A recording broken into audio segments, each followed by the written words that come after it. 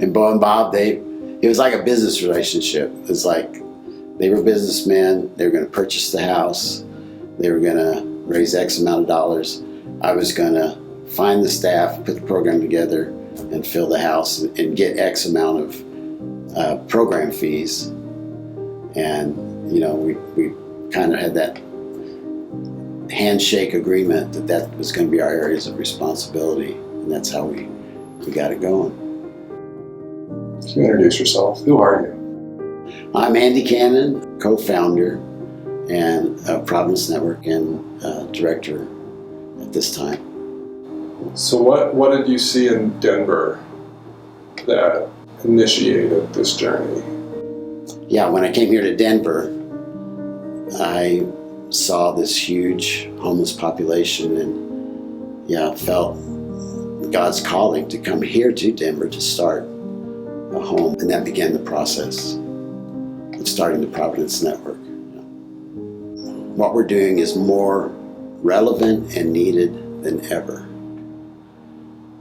You think about so much of the chaos in people's lives due to addiction, due to the breakdown of the family, due to the lack of structure in their lives, a lack of family and bonding and connection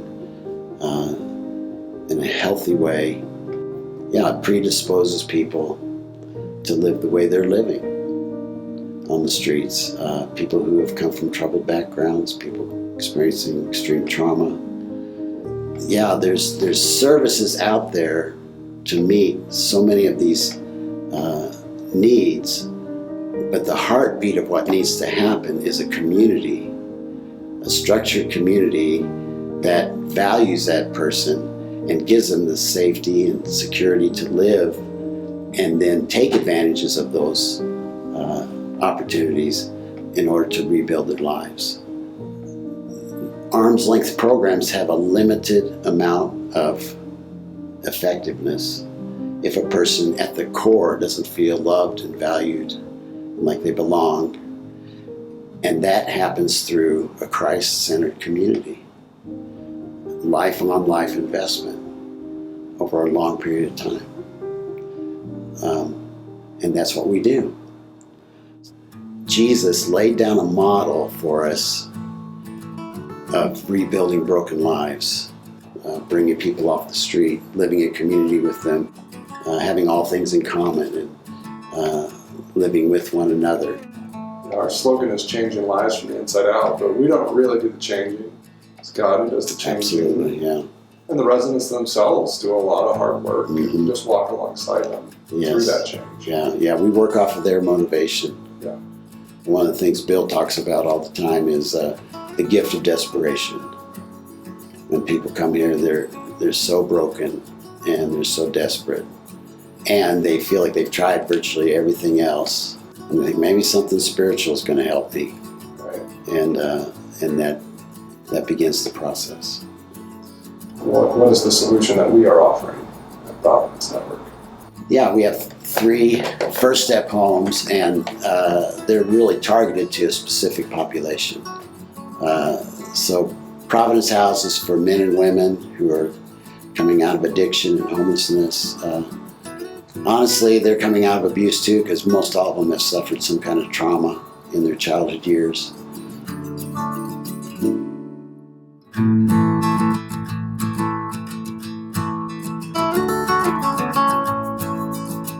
Joy House is for women and children, mainly women and children coming out of domestic violence, but most of those women are struggling through addiction as well, substance abuse. Those children are very traumatized when they come, very afraid, hyper vigilant about their surroundings. They don't know how to just be little kids. And it's so neat to watch them, settle down, start to feel safe and secure, and then actually be able to play and have fun and be little children again.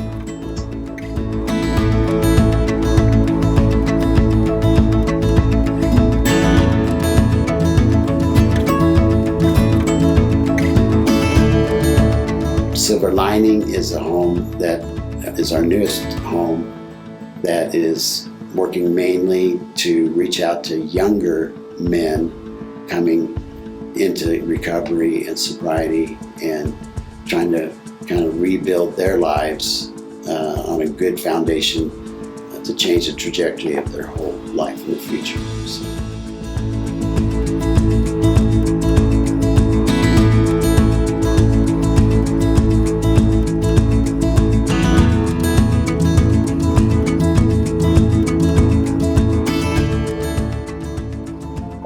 Next Step Homes.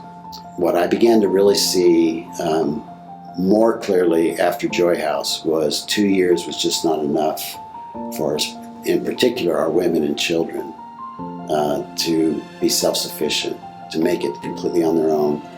Many of the women would graduate and then go right back to Section 8 housing or end up back with their old abuser.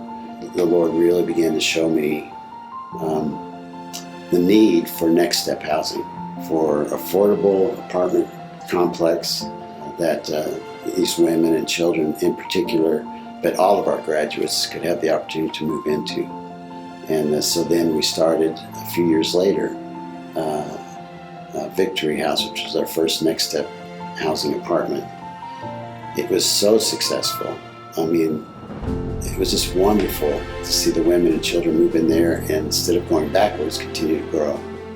And the kids growing up in a healthy environment where there was no drugs or alcohol or abuse, and growing up with a new foundation that perhaps their mother never had.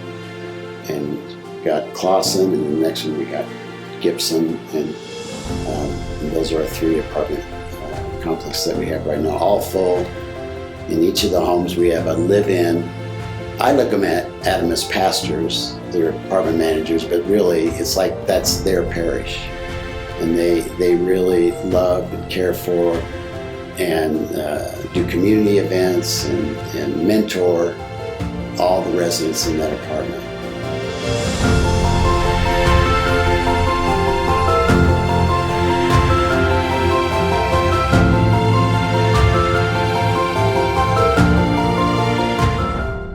Do you have any stories of life change you could share? Like 1 or 2 stories of just real people? Yeah.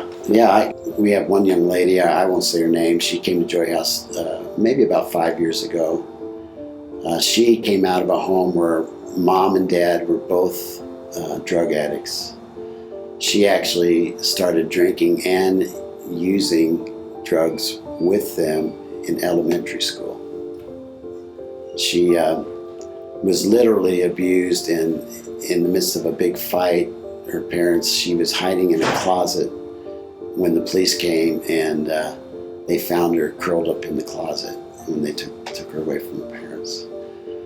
Well, she ended up, of course, getting into all kinds of trouble in school, dropping out of school, drugs, alcohol, prison, had 2 children in the midst of going back and forth, lost custody of her children. Finally got out of prison, but needed, according to probation, to be in a program. And she came to Joy House. She had never considered anything spiritual, even so much as going to church, hardly at all in her entire life. And just talk about the spiritual reality of our program. She received it so wonderfully and was so grateful. Just could not believe that the staff actually loved her and valued her and cared for her. She'd never seen positive role models in her life on a close and personal basis. So she just thrived through the entire program. Now she's living at Victory. She's been there for about 4 years with her children. And now she's working as a peer support specialist with an agency working with people coming out of addiction. So, yeah, she's precious. Doesn't get any better than that. Yeah. So, there's only one ask in this whole video, and it's asking people to sign up, to give monthly, to join the table. Yeah, after talking and sharing all that God is doing, it is a community effort for all of these homes to continue to grow and thrive, and that means all of you that would listen to this. I would truly, sincerely ask you to consider giving monthly to the support of the Providence Network. I truly believe we have a valid ministry that is truly transforming lives, and your being a part of it is something that I think you would be blessed by, you would be encouraged by, and together we could do a great thing and see a lot of lives changed.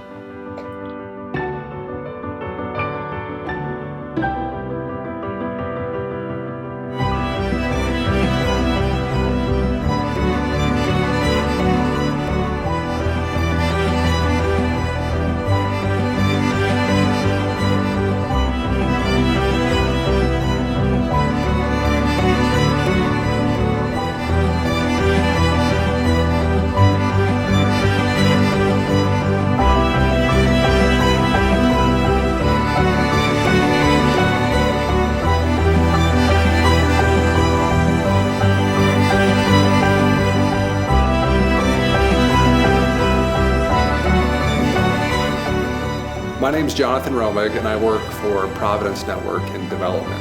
And that means I get to tell people about the beautiful work that we as an organization are doing in the heart of Denver.